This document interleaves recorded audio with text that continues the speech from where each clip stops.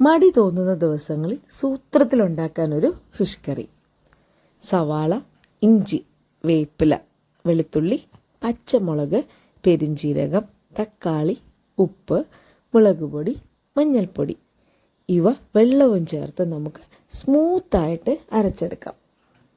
ചൂടായ ചട്ടിയിലേക്ക് വെളിച്ചെണ്ണ ചേർത്ത് ചൂടാകുമ്പോൾ ഉലുവ പൊട്ടിക്കാം.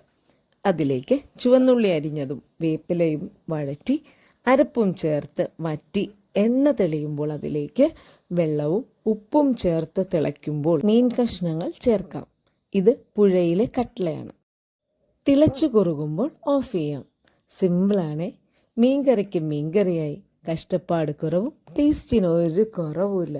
അപ്പം എങ്ങനെയാ? ട്രൈ ചെയ്യുകയല്ലേ. ഇത് ചോറിനൊപ്പവും ചപ്പാത്തി, പുട്ട്, ഇടിയപ്പം ഇവയ്ക്കൊക്കെ ഒപ്പം കൂട്ടി കഴിക്കാവുന്നതാണ്. അപ്പോൾ ട്രൈ ചെയ്തിട്ട് പറയണേ.